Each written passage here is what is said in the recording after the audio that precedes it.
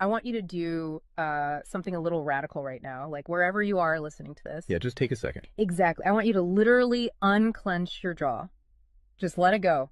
Drop your shoulders. Most of us don't even realize we're tensing up, you know? Right. And look, I don't care if you just finished, a grueling 12-hour shift on the hospital ward, or if you just stepped off a loud, dusty job site. Or even if you're just mentally exhausted from staring at screens all day long. Leave it at the door. It's over. You are officially entering quiet mode. So just take a deep breath. That's the baseline we need for this. It really is. And now I want you to look at the phone sitting next to you, or maybe the smartwatch on your wrist. Every single time that screen lights up, every time it buzzes, it steals exactly 23 minutes of your life. Welcome to the deep dive. It really is a staggering number to confront when you put it like that. 23 minutes Yeah. from one buzz. Yeah, because we tend to measure interruptions in like the seconds it takes to glance at a screen, right? Whoa! We completely ignore the massive cognitive debt we incur the moment we look away from our deep work. And that cognitive debt, that is exactly the central target of our mission today. Okay, let's unpack this. We are exploring The Sovereign Architect's Guide by Chillstar 08. Specifically, episode 6, which is titled Deep Work Dynamo, How to Finish Your Week in 4 Hours. Right. And if you remember in our last deep dive, we talked about installing drawing those boundaries and reclaiming your personal space. But clearing the space is just step one. It actually reveals a much deeper, much more intimidating problem. Yeah, the void. What are we actually supposed to be building in that silence we just fought for? Because if we don't have a blueprint, the noise of the world is just going to rush right back in to fill it. Oh, for sure. We have this natural horror of a vacuum. The second our schedule opens up even slightly, our instinct is to pack it with activity. We just have to be doing something constantly. Exactly. We are culturally conditioned to equate motion with progress. Yeah. But Chillstar 08 introduces a really brilliant distinction here. She talks about the trap of idling. I love this concept so much. Think about a car engine, right? Mm-hmm. The engine is running, the pistons are firing, it's burning through all this expensive fuel, making a ton of noise and vibration. But the car is in park. Yes, it isn't going anywhere, and that is what most of our daily quote-unquote busyness looks like. We feel incredibly productive because we are in constant motion. Right. You check a text message while you're sitting at a stoplight. Or you answer a quick email while walking from your car to the front door. You stare at a spreadsheet on your laptop while, your family dinner is sitting right in front of you, literally getting cold. And that right there is the illusion of productivity. You end your day feeling physically and mentally depleted because you were constantly doing something. So you didn't actually do anything that matters. Exactly. If you step back and evaluate your legacy, Mm-hmm. The deep, meaningful work, the art, the business strategy, the relationships. Right, the relationships that actually move your life forward. None of it progressed. You spent 8 hours idling. You were everywhere, which means you were truly nowhere. Man, that hits hard. And this brings us back to that terrifying 23-minute statistic from the research she cites. I don't want to just gloss over this. No, we definitely shouldn't. Because understanding the mechanism behind it is crucial. Why does a 5-second distraction cost us almost half an hour? It basically comes down to how our prefrontal cortex manages working memory. Your brain is not a computer processor that can just run multiple applications in parallel. Right. We can't actually multitask. Exactly. When you are doing deep work, say writing a complex proposal, your brain loads this massive fragile web of context into your working memory. Like holding all the pieces of a puzzle in your hands at once. Yes. You are holding multiple variables, ideas, tones all at once. So when your phone buzzes and you glance at a text from your partner asking about groceries, your brain is forced to execute a context switch. So it has to dump all the proposal data just to load the grocery data. It literally flushes the working memory buffer, yeah. It has to process the new rules and the emotions associated with that text message. Wow. And then when you turn back to the proposal, you cannot just pick up where you left off. Your brain has to laboriously rebuild that entire web of context from scratch. Oh, I hate that feeling. Were you just staring at the screen like, what was I even saying? Right. It has to retrieve the thread of your argument. Remember the tone you were using, recall the variables. That rebuilding process takes an average of 23 minutes of cognitive effort. And it burns a ton of energy doing that, right? Massive amounts of glucose. That explains so much. I mean, that is why people hit 5 p.m. and feel physically exhausted, almost sick to their stomachs. Even if they've just been sitting in a really nice ergonomic chair all day. Exactly. They haven't been doing deep work. They've been doing cognitive gymnastics, just constantly flushing and reloading their working memory. They are burning fuel just to stay in park. So, okay, let me bring in what I like to call the transformer concept here. Because our focus is like an electrical grid. If you have, 50 browser tabs open, you are leaking energy as raw, unusable heat rather than concentrated light. That's a great way to look at it. So if we are all acting like our focus is this cheap renewable resource, how do we stop being what Chillstar '08 calls a subject to the pings of the world? I mean, how do we actually become the architect of our attention? Well, what's fascinating here is how she frames the philosophical shift we need. She says utility does not equal value. Oh, say that again. Utility does not equal value. Right. In the modern workforce, we have been completely conditioned to believe that being constantly available makes us valuable. Like if you answer a Slack message in 3 seconds, you're the hero. Exactly. You are praised as a good worker. Or if you jump on a Zoom call with like 5 minutes notice, you're a team player. But that is just utility. I mean, being highly available makes you a commodity. You're like a human router just passing information back and forth. And routers are easily replaced. True sovereignty, true value comes from being impactful.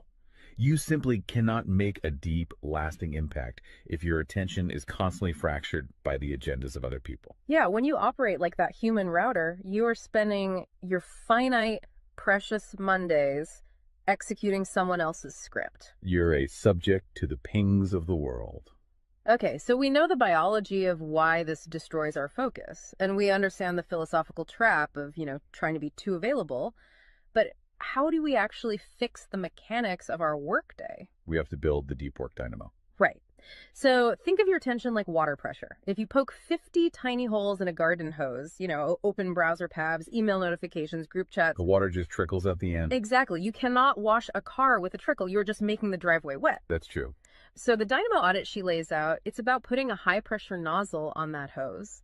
It narrows the opening to create a stream powerful enough to actually blast through the dirt. And the first step in that audit is auditing the physical environment itself. She calls it analyzing your signal-to-noise ratio. Okay, so visualize your workspace right now. She asks you to determine if it is a sanctuary or a transit hub. Let's be honest. Most of us are operating in transit hubs. A transit hub is a place of constant arrival and departure. People walking by, announcements over the loudspeaker, just a blur of motion. Yeah, and you can't build a legacy in a train station. But we need to push past the basic phones are distracting advice, right? Because our listeners already know that. Oh, absolutely. Chillstar '08's rule is much more brutal than that. She says if the phone is even sitting on your desk, even face down, it is acting as a parasite on your cognitive grid. A parasite, just by being in the room. The research supports this entirely, by the way. The mere presence of a smartphone in your visual field, even if it is completely powered off, measurably reduces your cognitive capacity. Because your brain is having to actively expend energy to ignore it, right? Exactly. It is running a background process that just keeps saying, don't check the phone, don't check the phone. That is energy being actively stolen from your primary task. So sovereignty literally begins the moment you physically remove the device from the room, put it in a drawer down the hall. Close the door.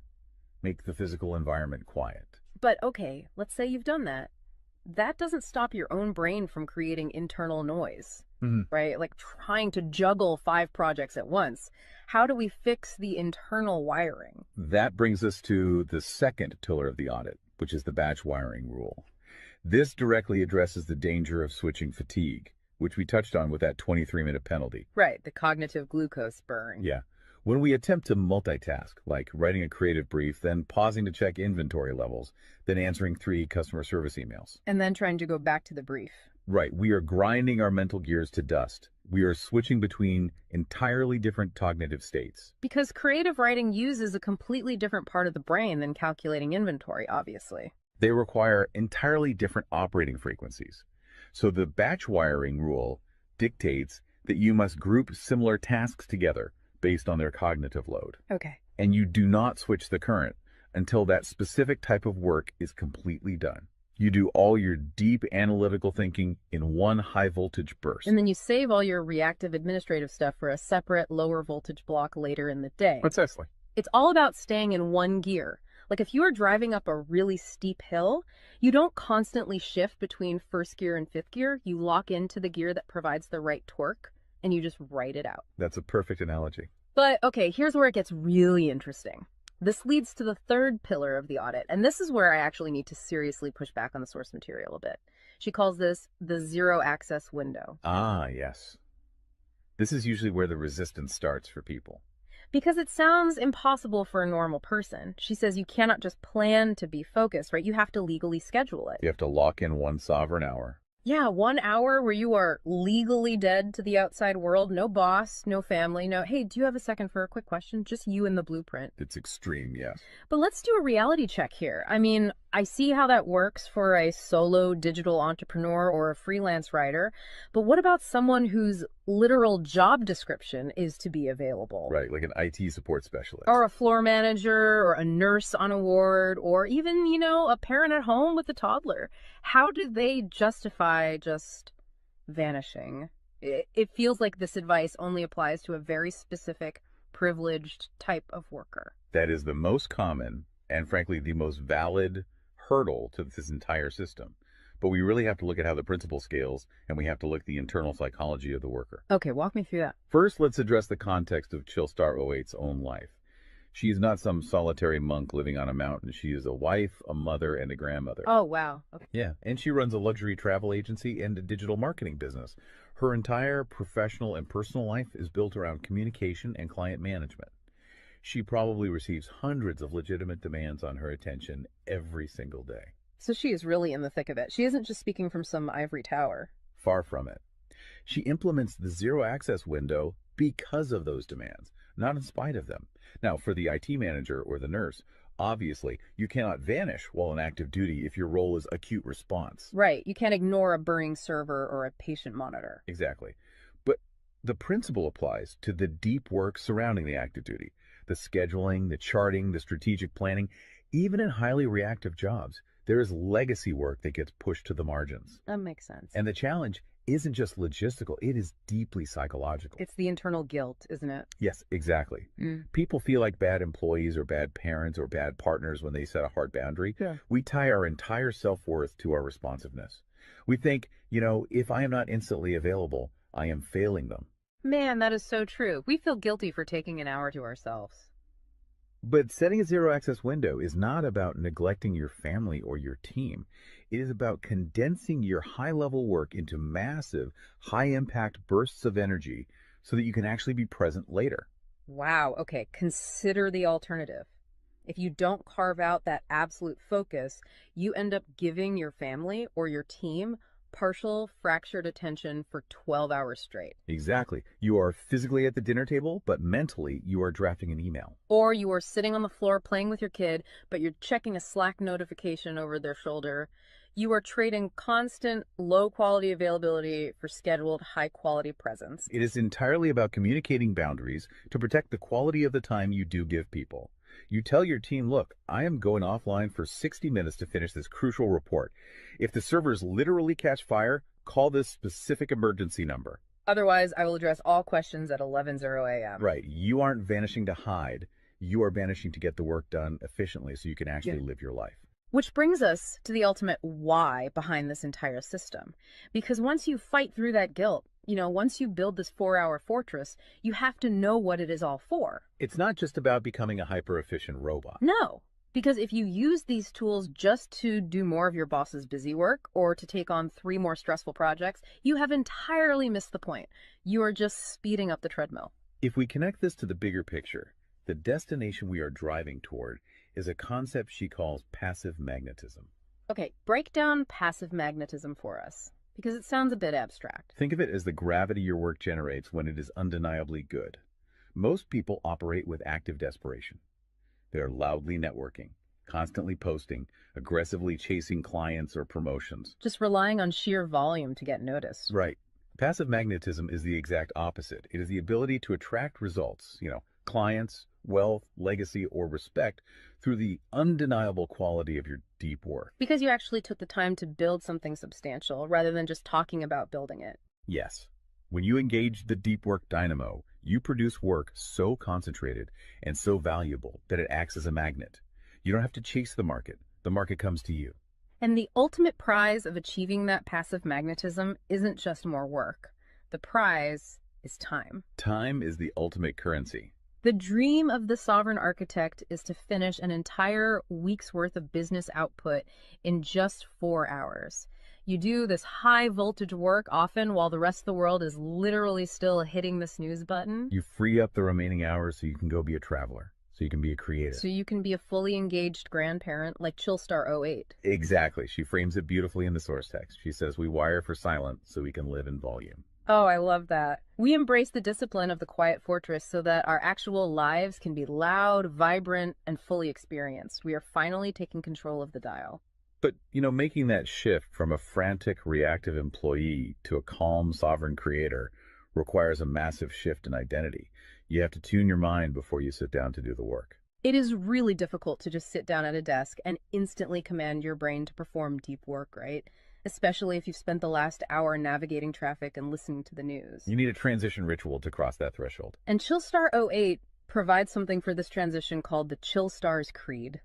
It is designed to be a grounding frequency. It really centers you. Yeah, so I want you, the listener, to use this. I want you to imagine a slow, steady heartbeat in the background. Just a deep, resonant 528 hertz frequency. Just let the frequency of these words settle into your mind before you initiate your deep work. Ready? Take it in. I am grounded in peace. I am reaching for my stars.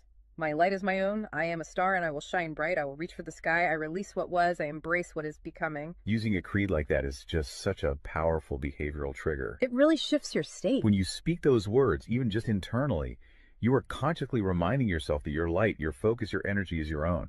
It does not belong to your inbox. This does not belong to the algorithm. Right. You are releasing the frantic energy of the morning and embracing the sovereign focus of the architect. So we always want to translate this high-level theory into ground-level reality for you. We don't want you to just listen to this and go right back to idling. Definitely not.